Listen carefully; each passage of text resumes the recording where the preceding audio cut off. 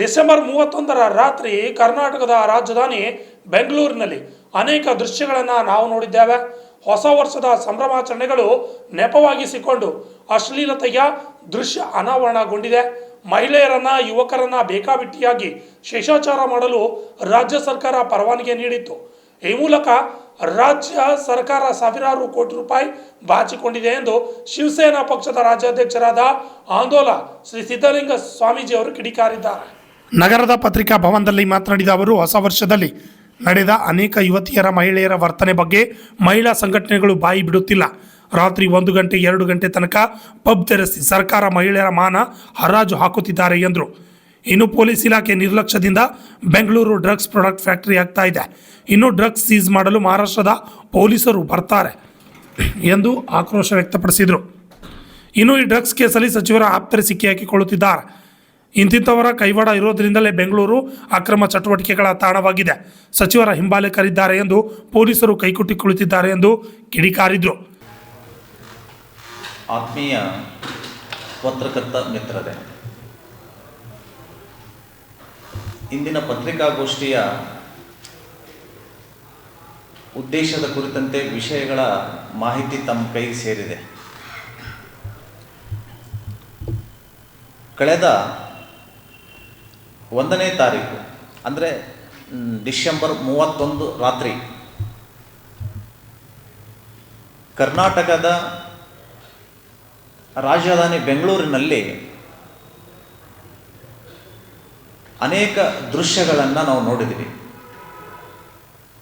ಹೊಸ ವರ್ಷದ ಸಂಭ್ರಮಾಚರಣೆಯನ್ನು ನೆಪವಾಗಿರಿಸಿಕೊಂಡು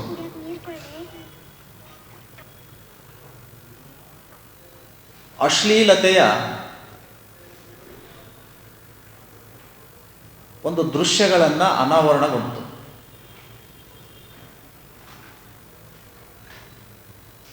ಮಹಿಳೆಯರನ್ನ,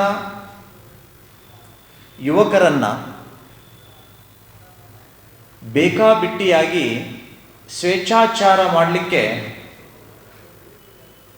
ಇಲ್ಲಿಯ ಘನವೆತ್ತ ರಾಜ್ಯ ಸರ್ಕಾರ ಅದಕ್ಕೆ ಪರವಾನಗಿಯನ್ನು ಕೊಡ್ತಾರೆ. ಆ ಮೂಲಕ ಸಾವಿರಾರು ಕೋಟಿ ರೂಪಾಯಿಯ ಆದಾಯವನ್ನು ಈ ರಾಜ್ಯ ಸರ್ಕಾರ ಸಂಪಾದನೆ ಮಾಡಿಕೊಳ್ತು. ವಿದೇಶಿಗರು ಆಚರಣೆ ಮಾಡುವಂತಹ ಹೊಸ ವರ್ಷದ ಸಂಭ್ರಮಾಚರಣೆ ನಮ್ಮ ದೇಶ, ನಮ್ಮ ರಾಜ್ಯಕ್ಕೆ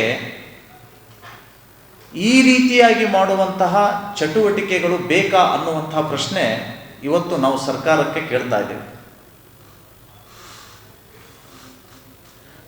ಸಂಭ್ರಮಾಚರಣೆಯಲ್ಲಿ ಏನಾದರೂ ಹೆಚ್ಚು ಕಮ್ಮಿ ಆದರೆ, ಮಹಿಳೆಯರ ಮೇಲೆ ದೌರ್ಜನ್ಯ ಆದರೆ ಅನೇಕ ಮಹಿಳಾ ಸಂಘಟನೆಗಳು ಟೀಕೆ ಮಾಡ್ತವೆ. ಆದರೆ ಇವತ್ತು ಆ ಸಂಭ್ರಮಾಚರಣೆಯಲ್ಲಿ ಪಾಲ್ಗೊಂಡಂತಹ ಯುವತಿಯರ ವರ್ತನೆ, ಅದ್ರ ಬಗ್ಗೆ ಯಾವುದೇ ಮಹಿಳಾ ಸಂಘಟನೆ ಇಲ್ಲಿವರೆಗೂ ಬಾಯಿ ತೆರಿತಾ ಇಲ್ಲ. ಇದು ಅತ್ಯಂತ ಖೇದಕರ.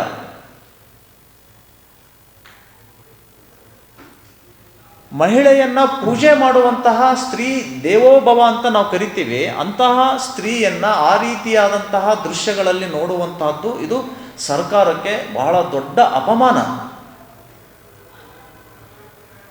ರಾತ್ರಿ 1 ಗಂಟೆವರೆಗೂ 2 ಗಂಟೆವರೆಗೂ ಬಾರ್ ತೆಗಿಬೇಕು, ಪಬ್ಗಳು ತೆಗಿಬೇಕು.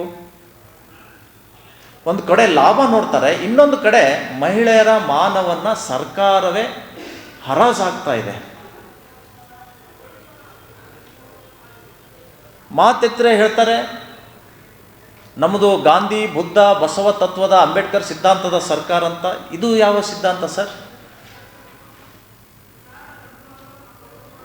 ಮತ್ತು ಇಲ್ಲಿಯ ಪೊಲೀಸ್ ಇಲಾಖೆಯ ನಿರ್ಲಕ್ಷ್ಯದಿಂದ ಬೆಂಗಳೂರು ಡ್ರಗ್ಸ್ ಪ್ರಾಡಕ್ಟ್ ಸೆಂಟರ್ ಆಗ್ತಾ ಇದೆ. ಮತ್ತು ಇಷ್ಟೊಂದು ದೊಡ್ಡ ಪ್ರಮಾಣದಲ್ಲಿ ಡ್ರಗ್ಸ್ ಫ್ಯಾಕ್ಟ್ರಿಗಳು ಇರಬೇಕಾದ್ರೆ ಯಾಕೆ ಪೊಲೀಸ್ ಇಲಾಖೆಗೆ ಇದರ ಮಾಹಿತಿ ಇರಲಿಲ್ಲ? ಇದನ್ನು ಸೀಸ್ ಮಾಡೋಕ್ಕೆ ಮಹಾರಾಷ್ಟ್ರದ ಪೊಲೀಸರು ಬರಬೇಕಾಗತ್ತೆ. ಇದು ಬಹಳ ದೊಡ್ಡ ಕರ್ನಾಟಕ ರಾಜ್ಯ ಸರ್ಕಾರಕ್ಕೆ ಅಪಮಾನ. ಮಹಾರಾಷ್ಟ್ರ ಪೊಲೀಸರು ಒಂದು ಡಿಕ್ಲೇರ್ ಮಾಡಿದ್ದಾರೆ 50 ಕೋಟಿ ಮೌಲ್ಯದ ಡ್ರಗ್ಸ್ ಅಂತ. ಅದನ್ನು ಪೂರ್ತಿ ಕೆಳಮಟ್ಟಕ್ಕೆ ತಂದಂತಹ ಗೃಹ ಮಂತ್ರಿಗಳು ಮರ್ಯಾದೆ ಉಳಿಸ್ಕೊಳ್ಳೋಕ್ಕೆ 50 ಕೋಟಿ ಅಲ್ರಿ 1 ಕೋಟಿ ಚಿಲ್ಲರೆ ಅಂತ ನಾಚಿಕಿಲ್ಲಾರ್ದೇ ಸ್ಟೇಟ್ಮೆಂಟ್ ಕೊಡ್ತಾರೆ. ಅದು 1 ಕೋಟಿ ಇರಲಿ 50 ಕೋಟಿ ಡ್ರಗ್ಸೇ ಅಲ್ಲ. ಮತ್ತೆ ದುರಂತ ಅಂದರೆ ಕಾಂಗ್ರೆಸ್ ಸರ್ಕಾರದ ಕ್ಯಾಬಿನೆಟ್ ದರ್ಜೆಯ ಮಂತ್ರಿಗಳ ಸಹಚರರೇ ಇದರಲ್ಲಿ ಸಿಕ್ಕಾಕೊಳ್ತಾ ಇದ್ದಾರೆ.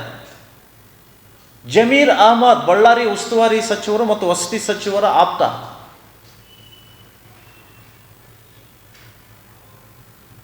ಗಣಿ ಭೂ ವಿಜ್ಞಾನ ಇಲಾಖೆಯ ಮಂತ್ರಿ ಶಾಮನೂರ ಮಲ್ಲಿಕಾರ್ಜುನ್, ದಾವಣಗೆರೆ ಉಸ್ತುವಾರಿ, ಅವರ ಪರಮಾಪ್ತ. ಮತ್ತು ಕಲಬುರ್ಗಿಯ ಖರ್ಗೆ ಅವರ ಪರಮಾಪ್ತ ಲಿಂಗರಾಜ್. ಮತ್ತು ಇಂತಿಂಥವರ ಕೈವಾಡ ಇರೋದ್ರಿಂದಲೇ ಬೆಂಗಳೂರು ಅಕ್ರಮ ಚಟುವಟಿಕೆಗಳ ತಾಣ ಆಗಿ ನಿರ್ಮಾಣಗೊಂಡಿದೆ. ಸಚಿವರು ಹಿಂಬಾಲಕರು ಇದ್ದಾರೆ ಅನ್ನುವ ಕಾರಣಕ್ಕಾಗಿ ಪೊಲೀಸರು ಕೈಕಟ್ಟಿ ಕುತ್ಕೊಂಡಿದ್ದಾರೆ. ಇಂತಹ ಕರ್ನಾಟಕಕ್ಕೆ ಕಪ್ಪು ಚುಕ್ಕೆಯಾಗಿ ಈ ಚಟುವಟಿಕೆಗಳು ಇಲ್ಲಿ ನಡೀತಾ ಇದ್ದಾವೆ. ಇದನ್ನು ನಿಲ್ಲಿಸಬೇಕು ಅಂತ ಶಿವಸೇನಾ ಆಗ್ರಹ ಮಾಡುತ್ತೆ. 2017 ತಮಗೆಲ್ಲ ಗೊತ್ತಿರುವ ಹಾಗೆ ರಸ್ತೆ ಒತ್ತುವರಿ ತೆರವುಗೊಳಿಸುವ ವಿಚಾರಕ್ಕಾಗಿ ಆಂದೋಲನದಲ್ಲಿ 2 ಗುಂಪುಗಳ ಮಧ್ಯೆ ಜಗಳ ಆಗುತ್ತೆ. ಒಂದು ಮುಸ್ಲಿಂ ಕುಟುಂಬ, ಇನ್ನೊಂದು ಹಿಂದೂ ಕುಟುಂಬ. ಈ ಇಬ್ಬರು ಕಾಂಗ್ರೆಸ್ ಪಕ್ಷದವರೇ. ಆ ಗಲಾಟೆ ಆದಮೇಲೆ ಮುಸ್ಲಿಂ ಯುವಕ ನಸರುದ್ದೀನ್ ಅನ್ನುವನಿಗೆ ಕಲಬುರಗಿಯ ಆಗಿನ MIM ಪಕ್ಷದ ವಾಯ್ಸ್ ಅನ್ನುವಂತಹ ವ್ಯಕ್ತಿ ಪ್ರಚೋದನೆ, ಕುಮ್ಮಕ್ಕು ಕೊಟ್ಟು ನಮ್ಮ ಹೆಸರನ್ನು ಆ ಗಲಾಟೆಯಲ್ಲಿ ಆ ಗಲಾಟೆ ಒಳಗಡೆ ಜೋಡಿಸ್ತಾರೆ. 15 ದಿನಗಳ ನಂತರ ನಮ್ಮ ಮೇಲೆ FIR ಮಾಡಿ ಬಂಧಿಸ್ತಾರೆ, ಜೈಲಿಗೆ ಕಳಿಸ್ತಾರೆ. ಕಲ್ಲು ತೂರಾಟ ಆಗುತ್ತೆ. ಅದನ್ನು ವೀಕ್ಷಣೆ ಮಾಡಲಿಕ್ಕೆ ಇಲ್ಲಿಯ ಆಗಿನ IGP ಅಲೋಕ್ ಕುಮಾರ್ ಅವರು ಆಂದೋಲನಕ್ಕೆ ಭೇಟಿ ಕೊಡ್ತಾರೆ. ಕಲ್ಲು ತೂರಾಟ ಆಗಿದೆ ಅನ್ನುವುದಕ್ಕೆ ಬಿಂಬಿಸುವ ಕಾರಣ ಕೆಲ್ಲೂರು ಆಂದೋಲ ರಸ್ತೆ ಮೇಲೆ ಪೊಲೀಸರೇ ಕಲ್ಲುಗಳು ಹಾಕ್ತಾರೆ. ತಮ್ಮ ವಾಹನಕ್ಕೆ ಪೊಲೀಸರೇ ಕಲ್ಲಿನಿಂದ ಹೊಡೆದು ಜಖಂ ಮಾಡ್ತಾರೆ. ಅದನ್ನೆಲ್ಲ ವೀಕ್ಷಣೆ ಮಾಡಿ ಈ ಮಹಾನುಭಾವ ಮಹಾನಿರ್ದೇಶಕ ಈಗಿದ್ದವರು IGP ಅಲೋಕ್ ಕುಮಾರ್ ನಮ್ಮ ಮಠಕ್ಕೆ ಹೋಗ್ತಾರೆ. ಆ ಮಠಗಳಲ್ಲಿ ಇರುವಂಥ ನಮ್ಮ ಹಿರಿಯರಿಗೆ ಹೊರಗಡೆ ಕರೆಸ್ತಾರೆ. ಆ ಹೊರಗಡೆ ಕರೆಸಲಿಕ್ಕೆ ಒಬ್ಬ ಜಂಗಮ CPIನ ಒಳಗೆ ಕಳಿಸ್ತಾರೆ. ಅಲ್ಲಿ ಹೋಗಿ ನಮ್ಮ ತಂದೆ ತಾಯಿಯವರಿಗೆ ನಿಂದಿಸ್ತಾನೆ ಆ CPI. ನಿಮ್ಮ ಮಗ ಬರೀ ಬೆಂಕಿ ಹಚ್ಚೋದೇ ಮಾಡ್ತಾನೆ, ಬಾರಮ್ಮ ನಮ್ಮ ಆಫೀಸರ್ ನಿಂತಿದ್ದಾರೆ, ಭೇಟಿ ಆಗ್ಬೇಕು ನೀನು ಅಂತ ಹೊರಗಡೆ ಕರ್ಕೊಂಡು ಬಂದು ಅಲೋಕ್ ಕುಮಾರ್ ಜೊತೆ ಮಾತಾಡಿಸಿ ನಮ್ಮ ಮಠದ ಬಗ್ಗೆ ನಮ್ಮ ತಂದೆ ತಾಯಿಯ ಬಗ್ಗೆ ನಿಂದಿಸಿ ಅವಹೇಳನಕಾರಿ ಮಾತಾಡಿ ಈ ಅಲೋಕ್ ಕುಮಾರ್ ಅವರು ಹೊರಗಡೆ ಹೋಗ್ತಾರೆ. ನಿಮ್ಮ ಮಗನಿಗೆ ಬುದ್ಧಿ ಹೇಳಬೇಕು, ಇದೇನ ಕಲಿಸಿದ್ದೀರಾ ಅಂತ ಪ್ರಶ್ನೆ ಮಾಡ್ತಾರೆ. ಇದೇ ಅಲೋಕ್ ಕುಮಾರ್ ಆ ಮುಸ್ಲಿಮ ಮನೆಗೆ ಹೋಗಲಿಲ್ಲ.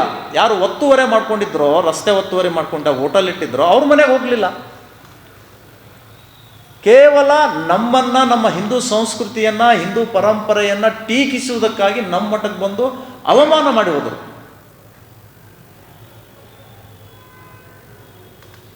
ಅವರು ಮುಂದೆ 1-2 ವರ್ಷದಲ್ಲಿ ದೂರವಾಣಿ ಕದ್ದಾಲಿಕೆಯೊಳಗೆ ಸಸ್ಪೆಂಡ್ ಆದರು. CBI ಅವ್ರ ಮನೆಗೆ ರೇಡ್ ಮಾಡಿತು. ಯಾರು ಒಬ್ಬ ಜಂಗಮ ಪೊಲೀಸ್ ಅಧಿಕಾರಿಯನ್ನು ಮಠದೊಳಗೆ ಬಿಟ್ಟಿದ್ರೋ, ನಮ್ಮ ಮಠದ ಗದ್ದುಗೆ ಎದುರು ನಿಂತು ಬೆಂಕಿ ಹಚ್ತಾನೆ ನಿನ್ನ ಮಗ ಅಂತ ಹೇಳಿದ್ರು, ಆ ವ್ಯಕ್ತಿ, ಆ ಅಧಿಕಾರಿ ಇತ್ತೀಚೆಗೆ ಬೆಂಕಿಗೆ ಆಹುತಿ ಆದರು ಅಂತ ಹೇಳಲಿಕ್ಕೆ ನಮಗೆ ದುಃಖ ಆಗುತ್ತೆ. ಆದರೆ ಇವತ್ತು ಕಾಂಗ್ರೆಸ್ ಸರ್ಕಾರ, ಅವತ್ತಿನ ಕಾಂಗ್ರೆಸ್ ಸರ್ಕಾರದ ಹೋಮ್ ಮಿನಿಸ್ಟರ್ ರಾಮಲಿಂಗಾರೆಡ್ಡಿ ಅವರ ಆದೇಶದ ಮೇರೆಗೆ ನಮ್ಮನ್ನು ಬಂಧಿಸ್ತಾರೆ, ಜೈಲಿಗಟ್ತಾರೆ. ಸುದೀರ್ಘ 8 ವರ್ಷಗಳ ಕಾನೂನು ಹೋರಾಟದಲ್ಲಿ ಕಳೆದ 29ನೇ ತಾರೀಕು ನನ್ನನ್ನು ಸೇರಿಸಿ 14 ಜನರನ್ನು ಮಾನ್ಯ ನ್ಯಾಯಾಲಯ ಖುಲಾಸೆಗೊಳಿಸಿ, ಯಾರು ನಮ್ಮ ಮಠಕ್ಕೆ ಬಂದಿದ್ರೋ ಅಧಿಕಾರಿಗಳಿಗೆ, ನಿಂದಕರಿಗೆ ಕಪಾಳ ಮೋಕ್ಷ ಮಾಡಿದೆ ನ್ಯಾಯಾಲಯ.